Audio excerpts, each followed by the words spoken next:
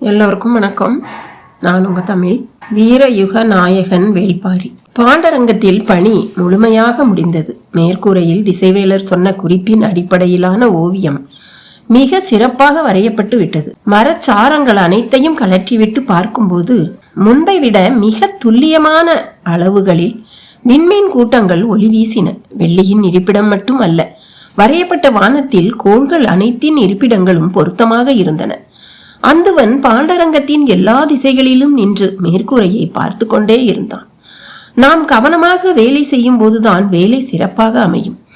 ஆனால் நம்மையும் மீறி அதிசிறந்த இடத்தை அடைவது எப்போதாவதுதான் நிகழும். அதுதான் இப்போது நிகழ்ந்திருக்கிறது. மனமும் கண்களும் சலிப்படையும் வரை பார்த்தான். பெண் கழுத்து பிடித்து கொள்ளும் என மற்றவர்கள் கூறிய போதும் அவன் அண்ணாந்து பார்த்து மகிழ்வதை நிறுத்தவில்லை. ஊன்றுகோலை தூக்கி வீசி ஆசான் ஏற்படுத்திய அவமானத்தை துடைக்க மனம் மேலெழுந்து கொண்டிருந்தது. ஆசானை அழைத்து வாருங்கள் என்றான். பணியாளர்கள் விரைந்தனர். தான் செல்லாமல் பணியாட்களை அனுப்பியதிலிருந்தே ஒரு செய்தியை அவன் சொல்ல முயன்றான். அறிவு செருக்கின் செயல்பாடு இதுவென ஆசானுக்கு தெரியும். மாணவர்களிடம் அவர் எதிர்பார்ப்பது இதைத்தான். ஆனால் அவர் எதிர்பார்ப்புக்கு மாறாக நடந்துவிட்டால் விளைவு அப்படியே தலைகீழாக மாறிவிடும். அதன் பிறகு வாழ்வில் மறக்க முடியாத நாளாக அது மாறும். இதை மாணவர்களும் அறிவர். எனவே அறிவு செருக்கை வெளிக்காட்டி அவரை மகிழ்விக்கும் ஆபத்தை செய்ய யாரும் துணிய மாட்டார்கள். ஆனால் அந்துவன் துணிந்தான். மேற்கூரையில் பறந்து விரிந்து கிடந்த வான்வெளி அவனை துணிந்து நில் என்று சொல்லியது. காலம் கைகூடும் கனவு இது என அவனது மனம் துணிந்தது. இந்த காலம் முழுவதும் தன்னோடு இருந்த தேவாங்குகளுக்கு நன்றி சொல்லும் வகையில் அந்த கூண்டுக்கு அருகில் அவன் வந்து அவற்றுக்கு பிடித்த பள்ளி முட்டையை உள்ளே உருட்டினான். வழக்கம் போல சிறிது நேர தயக்கத்திற்கு பிறகு இரண்டும் அந்த முட்டையை நோக்கி வந்தன. ஒன்று அதை எடுத்துக்கொண்டு ஒரு ஓரத்தில் போய் உட்கார்ந்தது. இன்னொன்று அவனை பாவமாக பார்த்தது. அடுத்த முட்டையை உருட்டிவிட்டான். இன்னொன்றும் அதை எடுத்து சென்றது. அதன் மகிழ்ச்சியை கவனித்தான். சற்றே மாறுபட்ட ஒன்று அவன் கண்களில் பட்டது.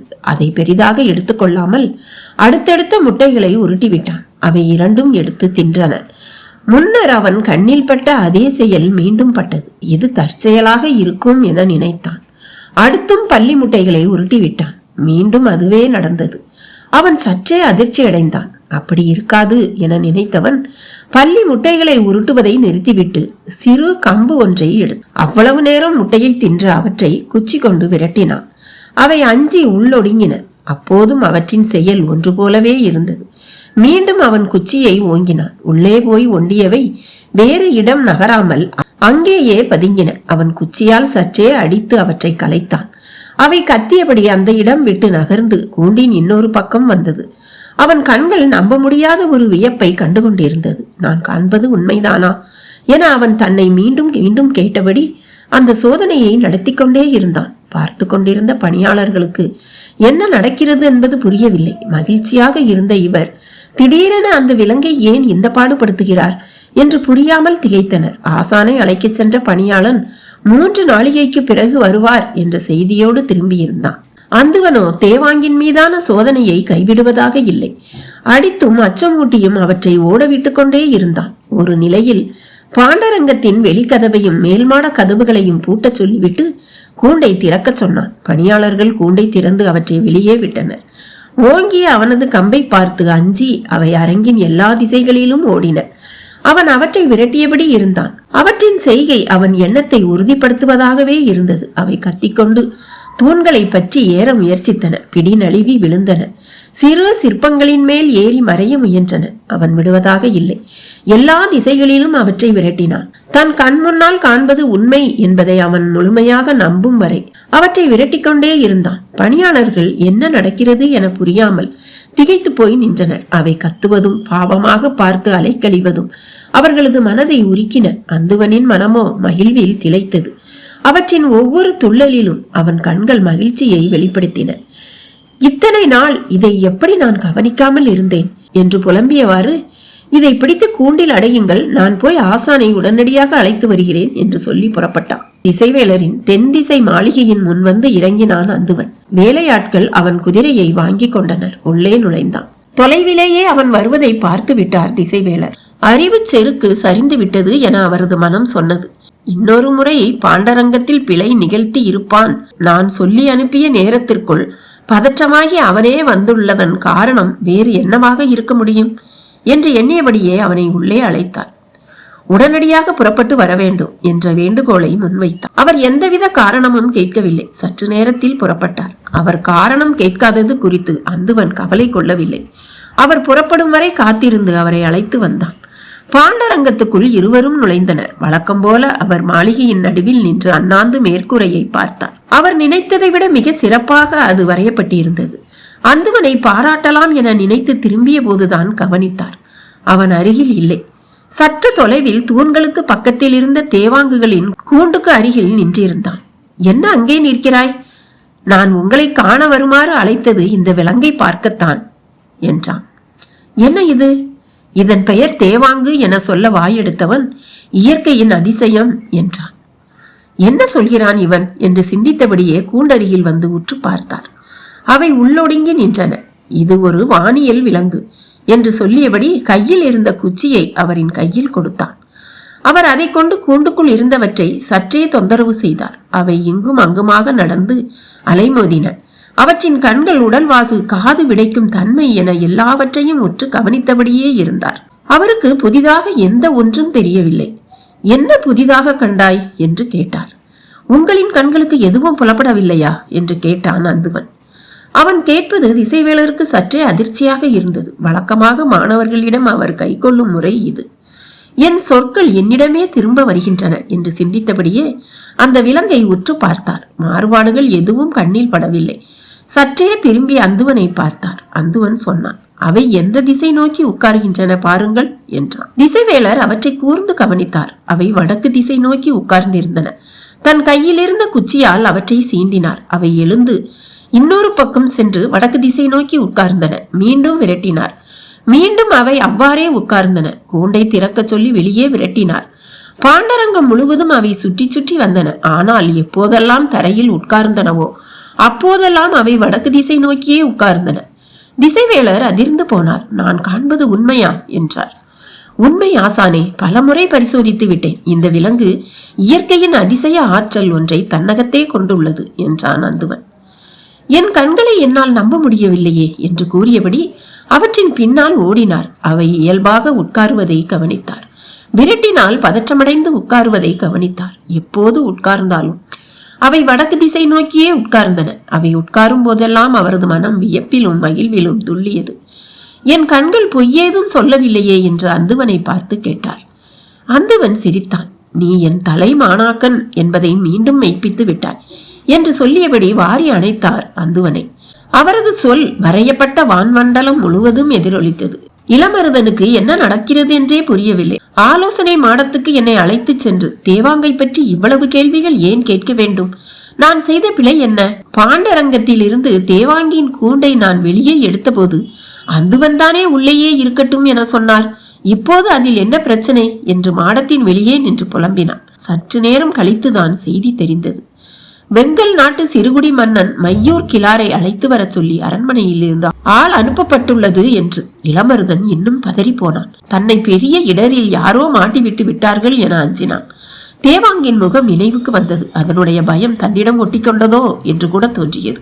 ஆலோசனை கூடத்துக்குள் பேரரசர் சூழ்கடல் முதுவன், திசைவேலர், இளவரசர், தலைமை அமைச்சர் முசுகுந்தர், அந்துவன் ஆகியோர் இருந்தனர். மனம் நம்ப மறுக்கிற ஒன்றை பற்றி மீண்டும் மீண்டும் பேசியும் கண்களால் பார்த்தும் நம்ப துணிந்தனர். பொன் பூச்சு கொண்ட உள்ளரங்கில் பேரரசர் அமரும் இடம் தனில் மிதித்து நின்று உட்கார்ந்து கடந்தது தேவாங்கு. அதை ஓடவிட்டும் உட்காரவிட்டும் பார்த்து கொண்டே இருக்க மீண்டும் மீண்டும் முயன்றனர். அதை விட்டு பார்வையை விலக்காமலேயே முசுகுந்தர் கேட்டார், இந்த விலங்கு வேறு இடத்திலும் உட்காரும் அல்லவா என்று. திசைவேலர் சொன்னார், புதிய மலையில் உண்டு, நானே பார்த்திருக்கிறேன். ஆனால் குறிப்பிட்ட திசை நோக்கி உட்காரும் தன்மை அதற்கு இல்லை. இதற்கு மட்டும் இருப்பதற்கு காரணம், இது ஒரு மரத்து விலங்கு. குறிப்பிட்ட மரத்தில் மட்டுமே இந்த விலங்கு கூட்டமாக தங்கி உயிர் வாழும். பரம்பு மலையில் இந்த விலங்கு இருந்த அந்த மரத்தின் அமைப்பு இந்த பழக்கம் உருவாக காரணமாக இருந்திருக்க வேண்டும். பல 100 தலைமுறைகளாக அந்த இடம் இருப்பதால் இந்த பழக்கத்துக்கு ஆளாக்கி இருக்கும். திசைவேலரின் விவரிப்பு மேலும் வியப்பை கூட்டியது. அந்த மரத்தில் எத்தனை தேவாங்குகள் இருக்கின்றன என்ற செய்தி ஏதேனும் உண்டா? திருமணத்துக்கு வந்துள்ள பாணர்களிடம் விசாரித்ததில் பல 100 தேவாங்குகள் அந்த மரத்தில் உண்டு என்று அந்துவன் சொன்னான். தேவாங்கையும் அதன் எண்ணிக்கையை பற்றிய செய்தியையும் அறிந்ததிலிருந்து புதிய வெப்பனுக்கு மகிழ்வு தாங்க முடியாத அளவு இருந்தது. தன் திருமணத்தை முன்னிட்டு நடந்த ஓர் உரையாடலின் தொடர்ச்சியாக இப்படி ஒன்று கண்டறியப்பட்டுள்ளது என்று அவன் மனம் கூத்தாடியது. சூழ்கடல் முதுவனுக்கோ அதிர்ச்சியும் மகிழ்ச்சியும் திக்குமுக்காட செய்தன. தான் காண்பது உண்மையா என்று நம்ப அவர்தான் அதிக நேரம் எடுத்துக்கொண்டார். திசைவேலர் போன்ற பெரும் வானியல் அறிஞன் சொல்லும் போது ஐயப்படுவது அழகல்லவே. ஆனாலும் இப்படியொரு செயலை மனம் எளிதில் நம்பி விடுவது இல்லை அல்லவா? அதன் முழு நடவடிக்கையையும் பார்த்துவிட்டு சூழ்கடல் முதுவன் ஒற்றை வரியில் சொன்னார், இனி கடல் வாணிகத்தை நாம் ஆளலாம் என்று.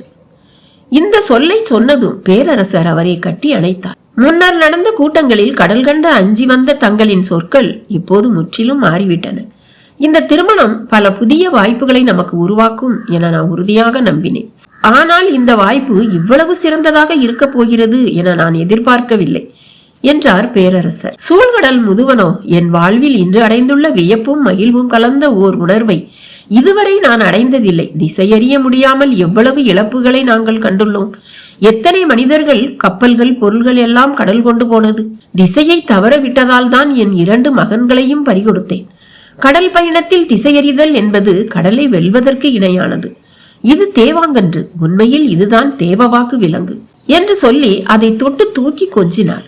இரவு நெருங்கிக் கொண்டிருந்தது. வெளியே உட்கார்ந்திருந்த இளமருதனுக்கு நேரம் ஆக ஆக பதற்றம் கூடிக்கொண்டே போனது. சிறிது நேரத்தில் செவியன் அங்கு வந்து சேர்ந்தான். காலையில் திசைவேலர் இந்த உண்மையை கண்டறிந்த பிறகு முதலில் பேரரசரிடம் சொல்லியுள்ளனர். பிறகு இளவரசனையும் முசுகுந்தரையும் அழைத்து காண்பித்திருக்கின்றனர். அதன் பிறகுதான் சூழ்கடல் முதுவனுக்கு தெரியப்படுத்தியுள்ளனர். இடைப்பட்ட நேரத்தில் இது தொடர்பானவர்களை தனித்தனியே அழைத்து விசாரித்து உள்ளனர். செவியனும் விசாரிக்கப்பட்டான். இந்த விலங்கை பற்றி அவனுக்கு தெரிந்ததையெல்லாம் அவன் சொல்லியுள்ளான். அதன் பிறகுதான் மையூர் கிளாரை அழைத்து வர ஆள் அனுப்பப்பட்டது. இவையெல்லாம் ஏன் நடக்கிறது என்பது அவனுக்கு விளங்கவில்லை. இளமருதனை கண்டு என்ன நடந்தது என கேட்டு போகலாம் என்று வந்துள்ளான். இளமருதனோ பதற்றத்தில் நடுங்கி போயிருந்தான். நான் அந்துவனிடம் ஒப்படைத்து விட்டு போனதோடு சரி, அதற்கு பிறகு என்ன நடந்ததென்றே தெரியவில்லை என்றான். செவியனுக்கு மிகவும் குழப்பமாக இருந்தது. அரண்மனை நிர்வாகத்தை நன்கு அறிந்தவர்தானே நீங்கள், உங்களுக்கும் இதற்கான காரணம் புரியவில்லையா என கேட்டான் இளமருதன். என்னால் எது ஒன்றையும் தொடர்புபடுத்தவே முடியவில்லை. ஒரே ஒரு செய்தி கேள்விப்பட்டேன். ஆனால் அதற்கு இவ்வளவு நாள் கழித்து ஏன் விசாரிக்கிறார்கள் என்பதுதான் புரியவில்லை என்றான்.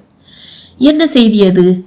நாம் அன்று நள்ளிரவு கோட்டைக்குள் நுழைந்தோம் அல்லவா? அப்போது கதவை திறந்துவிட்ட யானை மதம் பிடித்த கோட்டை தளபதியை கொன்றுவிட்டது. இந்த செய்தி வெளியே யாருக்கும் தெரியாது. திருமண காலத்தில் தலைநகருக்குள் நிகழ்ந்த மரணம் என்பதால் வெளியே தெரியாமல் எல்லாவற்றையும் முடித்து விட்டார்கள். அது தொடர்பாக கோட்டை வாசலில் பாதுகாப்பில் இருந்த வீரர்கள் விசாரிக்கப்பட்டுள்ளனர். அப்போது ஒருவன் மட்டும் சொல்லி இருக்கிறான், பார்க்கவே அருவருப்பாக இருந்த ஒரு விலங்கை உள்ளே எடுத்து வந்தனர். அதை கண்ட பிறகுதான் அந்த யானை மிரட்சிக்குள்ளானது என்று. இளமருதன் நடுங்கி போனான். செவியன் சொன்னான், அப்போது நடந்ததற்கு இப்போது ஏன் விடாமல் விசாரிக்கின்றனர் என்பதுதான் புரியவில்லை என்றான். இருவரும் என்ன செய்வதென்று தெரியாமல் உட்கார்ந்திருந்தனர். நீண்ட நேரம் கழித்து சக்கரவாக பறவையை கொண்டுவர பயன்படுத்தப்படும் பொற்பல்லக்கு ஒன்றை பணியாளர்கள் மாளிகைக்குள் தூக்கிச் சென்றனர். இதை ஏன் தூக்கிச் செல்கின்றனர் என்பது புரியாமல் விழித்த செவியன் தனக்கு நன்கு தெரிந்த அரண்மனை பணியாளனிடம் தனியாக போய் விசாரித்தான். ஏதோ புதிய விலங்கொன்று வந்திருக்கிறதாம், அதை வைக்க என்றான் அவன். அதிர்ச்சி ஆனார்கள் 2 பேரும். அன்று சக்கரவாக பறவையின் கூண்டு வைக்கப்படும் மேடையின் மீது இதை வைத்ததற்குத்தான் அந்துவன் அவ்வளவு கோபப்பட்டான். தூக்கி வீசி விடுங்கள் என்றான். இன்றோ சக்கரவாக பறவை கொண்டு வரப்பட்ட பொற்பல்லக்கை இதற்கு கொண்டு போகின்றனர். என்ன நடக்கிறது? செவியன் சொன்னான், இளமருதா, இது நீ அச்சம் கொள்ள வேண்டிய நிகழ்வன்று, வேறு ஏதோ முக்கியமானதொரு நிகழ்வு என்றான். அப்போதுதான் இளமருதனுக்கும் தோன்றியது, பாரிக்கு தேவவாக்கு சொல்லும் விலங்கு இது. இதன் சிறப்பை சொல்லி நாமல்லவா பேரரசரிடம் பாராட்டை பெற வேண்டும் என்று இருந்தோம். இப்பொழுது யாரோ உள்ளே புகுந்து நாம் அடைய வேண்டிய நற்பெயரை அவர்கள் அடைய பார்க்கின்றனர். இதை விடக்கூடாது. அடுத்து நாம் என்ன செய்ய போகிறோம் என்பதே முக்கியம். இந்த திருமணத்திற்கு எல்லோரும் வந்திருக்கின்றனர். சேரனுக்கும் சோழனுக்கும் செய்தி சொல்லும் எண்ணற்றோர் இந்த விழாவுக்கு வந்துள்ளனர். அதே போல யவனர்களின் பெரும் தளபதிகள் இங்கு வந்துள்ளனர். எனவே இதை பற்றிய செய்தி எதுவும் வெளியே தெரியாமல் பார்த்து கொள்ள வேண்டும் என்றார் முசுகுந்தர். சரி, அந்த விலங்கை பரம்பு மலையில் இருந்து கொண்டு வர வழி என்ன என்று கேட்டான் புதிய விருப்பன். இவ்வளவு நேரம் அளவற்ற மகிழ்ச்சியில் நடந்து கொண்டிருந்த ஒரு உரையாடல் சற்றே இறுக்கமாக மாறத் தொடங்கியது. நாம் ஒரு குழுவை அனுப்பி பாரியிடம் பேசி அவற்றை பெற்றுக்கொள்ளலாம் என்றார் சூழ்கடல் முதுவன். வணிக பேச்சுக்காக போன கோளூர் சாத்தனின் கதை உங்களுக்கு தெரியாதா என கேட்டான் புதிய விற்பன். கேள்விப்பட்டேன், ஆனால் அதற்கும் இதற்கும் நிறைய வேறுபாடு உண்டல்லவா? இது மிகவும் வியத்தகு தன்மை கொண்ட விலங்கு. கடல் பயணத்தில் இது அபாரமான ஆற்றலை தரவல்லது. நமது வணிக வலிமையை இது பல மடங்கு உயர்த்தக்கூடியது. இதை எடுத்து சொல்லி இதற்கு ஈடாக நல்லதொரு பரிமாற்றத்துக்கு பாண்டிய நாடு தயாராக இருக்கிறது என சொன்னால் பாரி ஏற்பான் என்றே நினைக்கிறேன் என்றார் சூழ்கடல் முதுவன். பரம்பு நாட்டின் மீது ஓரளவு நெருக்கமாக இருந்தவர்கள் குடநாட்டினர் தான். ஆனால் அவர்களின் அமைச்சன் வணிகம் பேச போனதற்கே கைகளை வெட்டி அனுப்பியுள்ளான். பாண்டிய நாட்டு தூதுவர்கள் போனால் உள்ளேயே அனுமதிக்க மாட்டான். அதை மீறி உள்ளே போனால் அவர்கள் திரும்பி வர மாட்டார்கள். அப்படி என்றால் இதற்கு என்ன வழி என்று கேட்டார் சூழ்கடல் முதுவன். தளபதி கருங்கை வாணனை வர சொல்லி உத்தரவிடுங்கள் என பேரரசரை வேண்டினான் புதிய விற்பன். தேவாங்கை கொண்டு வருவதற்கான பேச்சுக்கள் அனைத்தும் பரம்பின் மீது படையெடுப்பதை பற்றிய பேச்சாகவே முடிகின்றது. அதுவன்றி வேறு வழிகளை பற்றி அக்கறையோடு விவாதித்தனர் முசுகுந்தரும் சூழ்கடல் முதுவனும். அதே கருத்துத்தான் திசைவேலருக்கும். ஆனால் இவர்களால் மாற்று வழியை சொல்ல முடியவில்லை. எனவே எல்லா உரையாடல்களும் இயல்பாக கருங்கை வாணனிடமே போய் முடிந்தது. கருங்கை வாணனும் புதிய விற்பனும் குரல் உயர்த்தி பேசுவதற்கான வாய்ப்பை இவை வழங்கின. பாரி இவ்விலங்கை வைத்து என்ன செய்ய போகிறான்? 4 ஆண்டுகளுக்கு ஒரு முறை கூடையிலிருந்து பழம் பொறுக்கத்தான் பயன்படுத்துவான் என்றால் அது எவ்வளவு பெரிய அறியாமை! நாம் அவனிடம் எடுத்து சொல்லலாம். இவ்விலங்கின் வலிமை கடலில் தான் இருக்கிறது.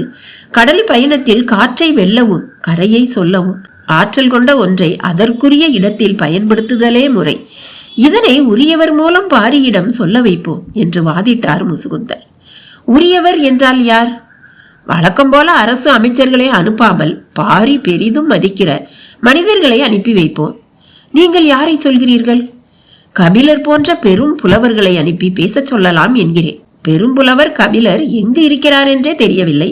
திருமணத்துக்கே இன்னும் வந்து சேரவில்லையே, அவரை எங்கே போய் தேடுவது? அது ஒன்றும் கடினமான செயல் அல்ல. நாம் நினைத்தால் அவரை கண்டறிந்து விடலாம். ஆனால் அதற்கு மாதக்கணக்கில் ஆகும். அதுவரை பொறுத்திருக்க முடியுமா? பேச்சின் போக்கு புதிய விற்பனுக்கு பிடிக்கவில்லை. உரையாடல்களை பெரும்பாலான நேரங்களில் உணர்வுகளே முடிவு செய்கின்றன. புதிய விற்பன் உணர்வின் கொந்தளிப்பில் இருந்தான். பொதுவாக திருமண காலங்களில் போர் தொடுத்தல் விரும்பத்தக்கதல்ல. ஆனால் இப்பொழுது உள்ள சூழல் இந்த திருமணமே போரின் வாசலை வேகமாக திறந்து விடுவதாக இருக்கிறது. பேரரசர் குலசேகர பாண்டியனின் ஆற்றலை தன்னை சுற்றியுள்ளவர்கள் எவ்வளவு வலியுறுத்தி சொன்னாலும் அதன் உள் உண்மையை மட்டுமே கண்டுணரும் அறிவுதான். அதனால் புதிய விற்பன் எவ்வளவு குரல் கொடுத்தும் அவர் ஏற்றுக்கொள்வதற்கான செய்திகள் கிடைக்காமலே இருந்தன. புதிய விற்பன் சொன்னான். படைகளை பெருக்குதல், பிற வேந்தர்களை திரை செலுத்த செய்தல், பலவரை அழித்தல், நிலப்பகுதியை மென்மேலும் அதிகப்படுத்துதல், குடிகளை நன்கு காத்தல், இவைகளே அரச நியதி. இந்த நியதியை நிலைநாட்டியே நமது முன்னோர்கள் இப்பேரரசை கட்டி எழுப்பினர். நாம் அவ்வழியே செல்லுதலே முறை என்றான். புதிய விற்பன் ஒரு வகையில் பேரரசை சீண்டும் வேலையை தொடங்குகிறான் என தலைமை அமைச்சருக்கு புரிந்தது. ஆனால் பேரரசர் எடுக்க வேண்டிய முடிவில் தெளிவாக இருப்பார் என்று யாவருக்கும் தெரியும். அவர் உரையாடலின் தன்மையை கூர்ந்து கவனித்தபடி இருந்தார். திருமண விழா கொண்டாட்டம் பெருகியபடி இருந்தது. மணவிழாவின் மிக முக்கிய நிகழ்வான மலர் அணிதல் சடங்கு இன்னும் சில நாளிகைகளில் நடக்க இருக்கிறது. நமது மனநிலையை வேறு ஒன்று ஆட்சி செய்கிறது. இது ஓர் அரிய வாய்ப்பு. கடல் வணிகத்தில் பிற பேரரசுகளை வெல்லுவது மட்டுமல்ல, யவனர்களையே நம்மை கண்டு மிரளச் செய்யலாம். கிழக்கு கடலையும் மேற்கு கடலையும் நமது கப்பல்கள் ஆளும். அது நமது அரசியல் வலிமையை மேலும் பன்மடங்கு அதிகப்படுத்தும். இதனை பிறர் அறியாமல் செய்யும் முறையே சிறந்தது. போர் தொடுத்தல் இக்காரணத்தை வெளிப்படுத்தும். அதன் இறுதி அழிவில் அவ்விலங்கினங்களே கூட அழிந்துவிடும் ஆபத்தும் உண்டு. எனவே சற்று நிதானமாக சிந்தித்து முடிவு செய்ய வேண்டும் என்று நினைத்தார். வெங்கல் நாட்டு சிறுகுடி மன்னன் மையூர் கிழார் வரும் வரை முடிவெடுப்பதை தள்ளி போட்டார். 6 நாட்களுக்கு பின் மையூர் கிழார் வந்து சேர்ந்தார். மறுநாள் காலை சிற்றரங்கிற்கு அவர் அழைத்து வரப்பட்டார். கையில் காராளி செய்த காமன் விளக்கோடு வந்தார். பேரரசரை பார்த்ததும் அதனை அவரிடம் கொடுத்து அதன் சிறப்பை சொல்ல வேண்டும் என்று விரும்பினார். மலரணியும் நிகழ்வுக்கு புறப்பட தயாராயிருந்த பேரரசருக்கு மையூர் கிழார் வந்துள்ள செய்தி சொல்லப்பட்டது. உடனே சந்திக்க ஏற்பாடானது. அவர் அளித்த காமன் விளக்கை பெற்றுக்கொண்டார். அதன் சிறப்பை விளக்கி சொல்வதற்கான சூழல் வாய்க்கவில்லை. பாண்டரங்கத்தில் வைக்கவே தனி கவனம் செலுத்தி செய்தது என்று மட்டும் சொல்ல முடிந்தது. கருங்கை வாணன் நேரடியாக பேச்சை தொடங்கினான். பரம்பின் மீது போர் தொடுப்பது பற்றிய வினாக்கள் அவரின் முன் வைக்கப்பட்டன. முற்றிலும் எதிர்பாராத கேள்வியை எதிர்கொண்டு திகைத்து போனார். மணவிழாவுக்குத்தான் முன்கூட்டியே அழைக்கப்பட்டுள்ளோம் என நினைத்து பெரும் மகிழ்வோடு வந்த அவருக்கு இந்த கேள்வி பெரும் கலக்கத்தை உருவாக்கியது. பாண்டிய நாட்டின் கடைசி எல்லை வெங்கல் நாடு. அதனை அடுத்து பச்சை மலை தொடர் தொடங்குகிறது. எனவே இந்த போரில் வெங்கல் நாடு முக்கிய பங்காற்ற வேண்டியிருக்கும். ஆனால் இவ்வளவு அவசரமாக திருமண காலத்தில் போரிடுதல் பற்றி பேச வேண்டிய தேவை என்ன என்பது அவருக்கு விளங்கவில்லை. அவர் அதிர்ச்சி அடைவார் என்பது எதிர்பார்த்த ஒன்றுதான். எனவே மற்றவர்கள் அவரின் அதிர்ச்சியை பெரிதாக பொருட்படுத்தவில்லை. பேரரசரின் முன் நடக்கும் கலந்துரையாடல்களில் வினா எழுப்புவதற்கான இடமே இல்லை. தன்னை நோக்கி எழுப்பப்படும் வினாவிற்கான விலையை பணிவோடு முன்வைக்க மட்டுமே அனுமதியுண்டு. மையூர் கிழாருக்கு சூழல் பிடிபடவே நேரமானது. போரின் தேவை பற்றி தெரிந்து கொள்வது நமது வேலை அல்ல. போரின் தன்மை பற்றி தனது அறிவுக்கு பட்டதை சொல்லிவிடுவோம் என்ற முடிவுக்கு வந்தார். தளபதி கருங்கை வாணன் கேட்டான். பரம்பு நாட்டில் மொத்தம் எத்தனை ஊர்கள் உள்ளன? 400க்கும் மேல் இருக்கும் என்று நினைக்கிறேன் என்றார். மலையில் அமைந்துள்ள ஊரின் பரப்பும் மக்களின் எண்ணிக்கையும் மிக குறுகிய அளவுதானே இருக்கும் என்றான். ஆம் என்றார் மையூர் கிழார். ஆண் பெண் குழந்தைகள் என எல்லாம் சேர்த்து பரம்பு நாட்டில் எவ்வளவு பேர் இருப்பார்கள்? இவ்வினாவிற்கு எப்படி விடை சொல்ல முடியும்? பரம்பு நாட்டின் ஓர் ஊரை கூட நான் கண்ணால் பார்த்ததில்லை. ஒரு சில மனிதர்களை மட்டுமே பார்த்துள்ளேன். பின் எப்படி இதற்கு விடை சொல்வது என்று தயங்கிக் கொண்டிருக்கையில் கருங்கை வாணன் சொன்னான். பாண்டிய பேரரசின் நிலப்படையின் எண்ணிக்கையில் பாதி கூட பரம்பு நாட்டு மக்களின் எண்ணிக்கை இருக்காது. தளபதி சொல்லும் கணக்கு சரியாக இருக்கவே வாய்ப்புள்ளது. ஏனென்றால் பாண்டிய நாட்டு நிலப்படையின் வலிமை அப்படி. இந்த கணக்கு சொல்லப்படுவதற்கான காரணம் எல்லோரும் அறிந்ததே. ஆனால் போர் என்பது எண்ணிக்கையால் மட்டும் தீர்மானிக்கப்படுவது இல்லை. அதை பேரரசர் அறிவார். எனவேதான் தளபதியின் சொல்லை விட மையூர் கிழாரின் சொல்லை அவர் மிக கூர்மையாக கவனித்தார். மிக உறுதியாக முன்வைக்கப்படும் தளபதியின் வார்த்தையை எதிர்கொள்ள முடியாமல் அமைதி காத்தது அவை. தலைமை அமைச்சர் முசுகுந்தர் என்ன சொல்ல போகிறார் என்று மற்றவர்கள் எதிர்பார்த்தனர். இதற்கு மேல் போரற்ற ஒரு பேச்சுக்கான இடம் அங்கு இல்லை என்பது அனைவரும் அறிந்ததால் அமைதி நீடிக்கவே செய்தது. தளபதியிடம் இருந்த உறுதியும் நம்பிக்கையும் புதிய விற்பனின் மனதில் மகிழ்வாய் எதிரொலித்தது. மற்றவர்களும் அதனை கவனித்தபடி இருந்தனர். இந்த நிலையில் நீ சொல்ல வருவதென்ன என்று மையூர் கிழாரை பார்த்து பேரரசர் கேட்டார். மையூர் கிழாரின் முகக்குறிப்பு அறிந்து பேரரசர் கேட்கிறார் என்றுதான் எல்லோரும் நினைத்தனர். ஆனால் தலை தாழ்த்தி நின்றிருந்த மையூர் கிழாருக்கு என்ன சொல்வதென்று புரியவில்லை. ஆனால் தான் எதையாவது சொல்ல வேண்டும் என்று பேரரசர் விரும்புகிறார் என்பது மட்டும் புரிந்தது. சின்ன செருமலோடு பேச தொடங்கினார் மையூர் கிழார். நான் நேற்று வந்ததிலிருந்து பலவற்றையும் தெரிந்து கொண்டேன். என் மகன் இளமருதன் சற்றே பதற்றத்தில் இருந்தான். அழைத்து வந்த செவியனிடம் விசாரித்தேன். ஆளுக்கு ஒன்றாய் சொன்னார்கள். ஆனால் அவர்கள் சொன்னதற்கும் உள்ளே நடக்கும் நிகழ்வுக்கும் எந்த தொடர்பும் இல்லை என்று முதலில் தோன்றியது. இப்பொழுதோ தொடர்பு இருக்கும் என்று தோன்றுகிறது. மையூர் கிழார் சொல்வது சற்றே குழப்பமாக இருந்தது. நீ எதை சொல்ல வருகிறாய் என்று கேட்டார் முசுகுந்தர். மதம் கொண்ட யானையை நீங்கள் கையாண்ட முறையை என்றார் மையூர் கிழார். அதிர்ந்து போனார் முசுகுந்தர். பேரரசருக்கு தெரியாமல் நடந்த ஒன்றை இப்படி அவையில் போட்டு உடைத்து விட்டானே. எந்த மத யானை? என்ன நடந்தது? வியப்புற்ற குரலில் இருந்தது பேரரசரின் கேள்வி. முசுகுந்தர் நடந்ததை விளக்கி சொன்னார். திருமண காலத்தில் இப்படியொரு தீய நிகழ்வு தங்களுக்கு தெரிய வேண்டாம் என்பதால் இதனை சற்று மறைவாக விசாரித்து முடித்தோம் என்றார். எனக்கு தெரியாது என்று எப்படி நீ நம்பினாய் என கேட்டார் பேரரசர். பேரரசருக்கு தெரியாமல் இருக்க வாய்ப்பில்லை என்பதை நான் அறிவேன். ஆனால் இது ஒற்றர்களின் மூலம் மெல்லிய குரலில் உங்கள் காதுகளில் பட்டும் படாமலும் விழ வேண்டிய செய்தி என்று நான் நினைத்தேன். அதனால் தான் நான் உங்களிடம் தெரிவிக்கவில்லை என்றார். முசுகுந்தரின் விடை பேரரசருக்கும் அவருக்கும் இருந்த ஆழ்ந்த புரிதலை வெளிப்படுத்தியது. மற்றவர்கள் வியப்படைந்தனர். இதனை நினைவுபடுத்தியதன் மூலம் மையூர் கிழார் சொல்ல வரும் செய்தி என்ன என்பதுதான் முசுகுந்தருக்கு பிடிபடாமல் இருந்தது. மையூர் கிழார் கேட்டார். எத்தனை வீரர்களை கொண்டு அந்த மத யானையை மறிக்க செய்தீர்கள்? வீரர்கள் எண்ணற்றோர் முன்னும் பின்னுமாக ஆயுதங்களோடு சென்றனர். ஆனால் யாராலும் நெருங்க முடியவில்லை. அல்லங்கீரன் யானைகளின் குணங்களை கண்டறிவதில் தேர்ந்தவன். அவன்தான் இதற்கெனவே பயிற்சி பெற்ற 4 யானைகளை கொண்டு மோதி அதனை வீழ்த்தினான் என்றார் முசுகுந்தர். பேரரசரின் காதுகளுக்கு எது போகக்கூடாது என நினைத்தோமோ அந்த செய்தியை தானே சொல்ல வேண்டியதாகிவிட்டதே என்று மனம் கூசினார். யானையை குத்தி கொள்வதென்பது கொடும் நிகழ்வு. அது மணவிழா காலத்தில் நடந்ததென்பது பெரும் இக்கட்டை ஏற்படுத்தக்கூடியது. ஆனால் முசுகுந்தர் அந்த நிகழ்வை விளக்கிக் கொண்டிருந்த இந்த கணத்தில் எல்லோரின் எண்ணமும் இதைவிட கொடும் செயல் அரங்கேறும் போரின் மீதுதான் இருந்ததே தவிர மணவிழாவின் மீது இல்லை. மையூர் கிழார் சொன்னார், எங்களின் பெங்கல் நாட்டில் நடந்த நிகழ்வொன்று. அப்பொழுது நான் இளைஞனாக இருந்தேன். எனது தந்தைதான் ஆட்சி நடத்தினார். நாட்டின் தலைநகர் இப்பொழுது இருக்கும் இடத்தில் கிடையாது, பச்சை மலையின் அடிவாரத்தில் இருந்தது. ஓர் அதிகாலையில் அரண்மனையின் பக்கத்தில் இருந்த சித்தூரில் இருந்து பெரும் கூச்சல் கேட்டது. என்ன என்று பார்க்க போன வீரர்கள் பதறியடித்து ஓடி வந்தனர். மத யானை ஒன்று ஊருக்குள் வந்து விட்டது, கட்டடங்களை முட்டி சாய்க்கவும் மரங்களை பிடுங்கி எரியவுமாக இருக்கிறது என்றனர். தந்தை உடனே வீரர்களை அழைத்து கொண்டு அவ்விடம் சென்றார். நானும் உடன் சென்றேன். என் வாழ்வில் மறக்க முடியாத நாள் அது. அந்த யானையின் உயரமும் ஆவேசமும் இன்னும் என் மனக்கண்ணை விட்டு அகலவில்லை. அவ்வளவு ஆத்திரம் கொண்ட யானையை இன்று வரை நான் பார்த்ததும் இல்லை. மத யானை முட்டி மரம் சாய்ந்ததைத்தான் நான் கேள்விப்பட்டுள்ளேன். ஆனால் முட்டிய வேகத்தில் பெரும் மரங்கள் கூட நொறுங்கி சரிந்ததை அன்றுதான் பார்த்தேன். துதிக்கையில் மண்ணை அள்ளி வீசிக்கொண்டு அது திடுதிடுவென வந்த வேகம் இன்னும் எனக்குள் பேரச்சத்தை உண்டு பண்ணுகிறது. பெரும் பெரும் ஈட்டிகளோடும் வில் அம்புகளோடும் வீரர்களை துணிந்து முன்வரச் சொன்னார் தந்தை. ஓசை எழுப்பும் மத்தளங்கள் இசைக்கப்பட்டன. ஆனால் அந்த யானை எதையும் பொருட்படுத்தவில்லை. வீரர்களின் ஆயுதங்கள் காற்றெங்கும் பறந்து கொண்டிருந்தன. ஒரு கட்டத்தில் இனி இந்த ஊரை காப்பாற்ற முடியாது என்று முடிவு செய்து எல்லோரும் அவ்விடம் விட்டு அகலுமாறு உத்தரவிட்டார். இந்த உத்தரவுக்காக காத்திருந்த வீரர்கள் குதிரையை தாண்டி முன்னால் ஓடினர். எல்லோரும் அரண்மனைக்கு வந்த பின் தான் சிந்தித்தோம். அந்த மத யானை எங்கு வந்தால் என்ன செய்வது?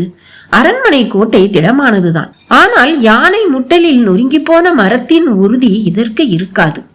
எனவே எப்பாடுபட்டாவது அதை நெருங்க விடாமல் தடுக்க வேண்டும் என முடிவு செய்து முழு வீரர்களையும் அணிவகுக்க செய்து ஆயத்த நிலையில் இருந்தார் தந்தை.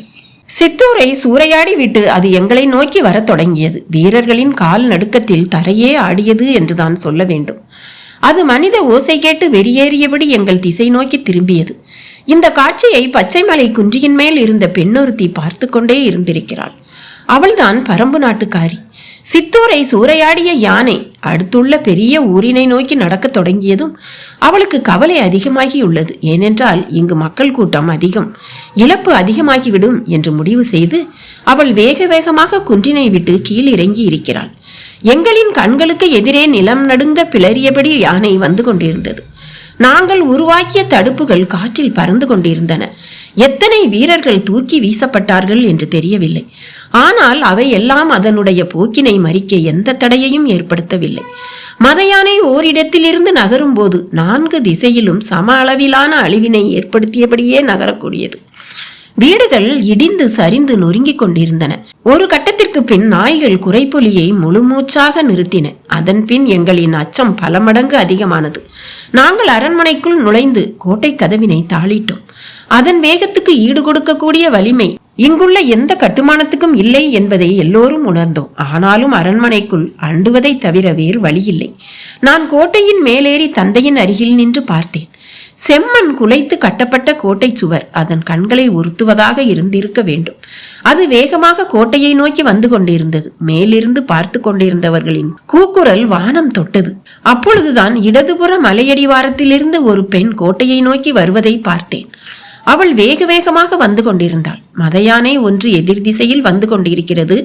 அதை அறியாது பெண்ணொருத்தி வந்து கொண்டிருக்கிறாளே என்று பதறினேன். அவளோ எதனையும் பொருட்படுத்தாமல் வந்து கொண்டிருந்தாள். தனது குழந்தையை பின்புறம் முதுகோடு சேர்த்து மேல் துணியால் கட்டியிருந்ததும் தெரிந்தது.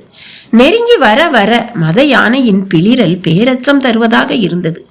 என்ன நடக்கப் போகிறதோ என்ற அச்சத்தால் நாங்கள் உறைந்து போயிருந்தோம்.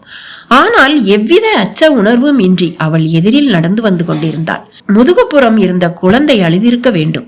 முன்புறம் போட்டு மார்பில் பால் குடிப்பதற்கு ஏற்ப துணியை குழந்தையோடு இறுக்கி கட்டினாள். ஆனாலும் அவள் நடையின் வேகம் குறைந்தபாடில்லை. அவள் வகையில் அவள் கையில் ஏதோ ஒரு செடி ஒன்றை வைத்திருப்பது மட்டும் தொலைவில் இருந்து பார்க்கும் பொழுது தெரிந்தது. அவள் அரண்மனை வாசல் நோக்கி உதவி கேட்டு வருகிறாள் என்றுதான் முதலில் நினைத்தேன். அவளோ இடப்பக்கம் வராமல் மத யானை வந்து கொண்டிருக்கும் திசை நோக்கி போனாள். மேலே இருந்து பார்த்து கொண்டிருந்த எங்களால் அந்த காட்சியை நம்பவே முடியவில்லை. என்ன ஆனது இந்த பெண்ணுக்கு? தன்னந்தனியாக மத யானையை நோக்கி போகிறாளே என்று அஞ்சினோம். பெரும் பாடையையே சிதறடித்த வெறிகொண்ட அந்த யானையை நோக்கி சிறிதும் அச்சமில்லாமல் அவள் போய்கொண்டிருந்தாள். ஏதோ நடக்கப் போகிறது என்று மட்டும் எங்களுக்கு தெரிந்தது. நாங்கள் இமைக்காமல் பார்த்து கொண்டிருந்தோம். அவள் கைகளில் இருந்த செடியை நீட்டியபடி மத யானையை நெருங்கிக் கொண்டிருந்தாள். அவளின் வேகம் அதிகமானபடி இருந்தது. மத யானையின் வேகம் குறைவது போல இருந்தது. நாங்கள் உற்று பார்த்து கொண்டிருந்தோம். அதன் பிறகு நடந்தவைகளை எங்கள் வாழ்நாளில் மறக்க முடியாது. அத்தனை 100 வீரர்களை வீசி எறிந்து குத்தீட்டிகளையும் வேல் கம்புகளையும் சிதறடித்து எதிரில் பட்டதையெல்லாம் முட்டித்தள்ளி மண்ணோடு மண்ணாக்கிய அந்த மத யானை மேய்ப்பனின் முன் பணியும் கிடையாடு போல அவளின் சொல் கேட்டு பணிந்தது. அந்த இலையின் வாசனையை நுகர நுகர அதன் மதம் ஒடுங்கி பின் நகரத் தொடங்கியது. அவள் தன்னந்தனியாக சிறு குச்சியை கொண்டு விரட்டுவதைப் போல யானையை விரட்டி கொண்டு மலையிலே ஏற்றிவிட்டாள். எங்களின் உயிரச்சம் கலைய நீண்ட பொழுதானது. நாங்கள் கோட்டை கதவை திறந்து அவளை நோக்கி ஓடினோம். அவள் மலைக்குள் போவதற்குள் அவளை சென்றடைந்தோம். பால் குடித்து முடித்த குழந்தையை பின்தோளிலே போட்டாள். எனது தந்தை கண்ணீர் மல்க அவளை வணங்கினார். பல 100 உயிரின் உயிர் காத்த தேவி நீ என்றார். அவள் மறுமொழி ஏதும் சொல்லவில்லை. அவள் கையில் இருந்தது கரந்தை செடி என்பது மட்டும் தெரிந்தது. ஆனால் கரந்தையில் எண்ணற்ற வகையுண்டு. அது எந்த வகை கரந்தை என்பது இன்று வரை எனக்கு தெரியவில்லை. அந்த சூழலில் அவளிடம் அதனை கேட்கவும் முடியாது. கேட்டாலும் பரம்பின் மக்கள் பகிர்ந்து கொள்ள மாட்டார்கள் என்பது தெரியும். எங்களை காத்தருளிய அவளுக்கு ஏதாவது செய்ய வேண்டும் என்று தந்தை துடித்தார். அவள் எதையும் ஏற்றுக்கொள்ளவில்லை. எங்களின் உயிர்களை காப்பாற்றிய அவளின் காலடியில் பணிந்து பரம்புக்கும் பரம்பின் மக்களுக்கும் எதிராக சிறு தீங்கும் நாங்கள் என்றும் செய்ய மாட்டோம் என்றார் தந்தை. மையூர் கிளார் சொன்ன கதையை அவை மிக கவனமாக கேட்டது. போருக்கான கருத்தை கேட்ட பேரரசரிடம் நான் கருத்தை மட்டுமே வழங்க முடியும், போரிலே பங்கெடுக்க முடியாது என்று எவ்வளவு அழுத்தமாக சொல்ல முடிந்தது மையூர் கிளாரால். வயதும் பட்டறிவும் கொண்ட மூத்த மனிதர்கள் இக்கட்டான சூழலில் எவ்வளவு நுட்பமாக செயல்படுகிறார்கள் என்பதை எண்ணி மனதுக்குள் வியந்தார் முசுகுந்தர். அவையில் நீடித்த அமைதி கலைய நேரமானது. இந்த அமைதி அவ்வளவு நேரம் வாதிட்ட தளபதி கருங்கைவாணனின் கருத்துக்கு எதிரானதாக ஒரு திரண்டு இருந்தது. எனவே அதனை உடைக்க வேண்டிய பொறுப்பும் தளபதியையே சார்ந்தது. போரிலே பங்கெடுக்க மாட்டேன் என்பதை சொல்லத்தான் இங்கு வந்தீர்களா என்று கேட்டான். கருங்கைவாணனின் வினாவிற்கு சற்று இடைவெளியின்றி மையூர் கிளார் விடை சொன்னார். இல்லை, அதற்கு இவ்வளவு விரிவான கதையை நான் சொல்ல வேண்டியதில்லை. என் தந்தை அளித்த வாக்குறுதியை மட்டும் சொன்னாலே போதுமே. வேறென்ன சொல்ல வந்தீர்கள்? நீங்கள் சொன்ன கணக்கு தவறானது என்று சொல்ல வந்தேன். தளபதிக்கு புரியவில்லை, மற்றவர்களுக்கும் புரியவில்லை. விளக்கமாக சொல்லுங்கள் என்றனர். ஒரு பேரரசுக்கு மதம் கொண்ட யானையை அடக்க பல 100 வீரர்களும் பயிற்சி கொண்ட 4 யானைகளும் காலமெல்லாம் யானைப்படையில் பணியாற்றிய கட்டுத்தறியின் பொறுப்பாளனும் தேவைப்பட்டுள்ளனர். ஆனால் பரம்பின் மக்களுக்கு அப்படி அல்ல. ஒரு பெண்ணும் கையில் ஒரு செடியும் இருந்தால் போதுமானதாக இருக்கிறது. அவள் ஒருத்தி நீங்கள் சொன்ன இத்தனை 100 வீரர்களுக்கு சமம் என்றால் பரம்பில் இருக்கும் மக்களையும் செடி கொடிகளையும் கணக்கிட்டு நம் பேரரசில் இருக்கும் நிலைப்படை வீரர்களின் எண்ணிக்கையை சொல்லுங்கள் பார்ப்போம் என்றார். மையூர் கிளார் எழுப்பிய வினாவை கேட்டு அவையின் நாடி துடிப்படங்கி ஒடுங்கியது. மற்ற நாடுகளின் ஆற்றல் அங்குள்ள வீரர்களை பொறுத்தது. ஆனால் பரம்பின் ஆற்றல் மனிதர்களை மட்டும் சார்ந்ததல்ல. எனவே வெறும் மனிதர்களை கொண்டு படை நடத்தி போனால் பரம்பு நாட்டின் சிறு குன்றினை கூட கடந்து உள்ளே நுழைய முடியாது. மையூர் கிளாரின் குரல் கணீரென அரங்கு முழுவதும் ஒலித்தது. சிறு செடிக்கு ஒடுங்கிய மத யானை போல அவரின் குரல் கேட்டு ஒடுங்கியது அவை. பரம்பின் மீது படை திரட்டி போர் புரிவதில் பேரரசரின் மனம் உடன்பாடு கொள்ளாமல் இருந்தது. போரில் ஒரு முறை தோல்வி ஏற்பட்டால் அது அரசின் அச்சாணியையே அசைத்து பார்க்கும் என்பதை குலசேகர பாண்டியன் நன்கு அறிவார். அதனால்தான் இந்த உரையாடலை இவ்வளவு தொலைவு வளரவிட்டு அமைதி காத்தார். அவர் எண்ணிய கருத்தே அவையிலும் நிலைநிறுத்தப்பட்ட கணத்தில் சட்டென்று எழுந்தார். எல்லோரும் பதறி எழுந்தனர். மலரணியின் சடங்கிற்கு பொழுதாகி விட்டது என்று சொல்லியபடி அவையை விட்டு நீங்கினார். பொதிய வெப்பன் அவருக்கு முன்பே போய் சடங்கில் கலந்து கொள்ள வேண்டும். இவ்வுரையாடலை இந்த தன்மையில் விட்டுவிட்டு செல்ல மனமில்லை. ஆனால் வேறு வழியும் இல்லை. மனமின்றி புறப்பட்டு போனான். பொற்சுவையும் அவ்வாறே அங்கு வந்து காத்திருந்தார். சடங்கு முடிய இரவானது. பேரரசர் தனது பள்ளியறைக்கு திரும்பும் போது தளபதி உடனடியாக காண அனுமதி கேட்கிறார் என்று பணியாளன் தெரிவித்தான். வர சொல்லி அனுமதி கொடுத்தார் பேரரசர். நள்ளிரவு வரை அவர்கள் பேசினர். முற்றிலும் புதியதொரு திட்டத்தை தளபதி கொண்டு வந்திருந்தார். அது பேரரசருக்கு நம்பிக்கை அளிப்பதாக இருந்தது. அது பற்றி மிக விரிவாக அவர் வினாக்களை எழுப்பினார். அந்த திட்டத்தை முழுமையாக கருங்கை வாணன் விளக்கினான். இதுவரை ஏற்படாத நம்பிக்கை இப்பொழுது ஏற்பட்டது. இன்றைய நாள் மிகச் சிறந்த நாள் என்று மனதில் எண்ணம் தோன்றிய கணத்தில் அந்த திட்டத்துக்கான அனுமதியை வழங்கினார் பேரரசர். தேவாங்கை கொண்டு வர வழியின்றி போய்விடுமோ என்ற தவிப்பு நீங்கிய மகிழ்வோடு தனது பள்ளி அறைக்குள் நுழைந்தார் பேரரசர். அதனை விட பல மடங்கு மகிழ்வோடு புறப்பட்டு போனான் கருங்கை வாணன். பரம்பின் குரல் மீண்டும் ஒலிக்கும். இன்னொரு பரம்பின் குரலோடு உங்களை மறுபடியும் பார்க்கறேன். பாய்.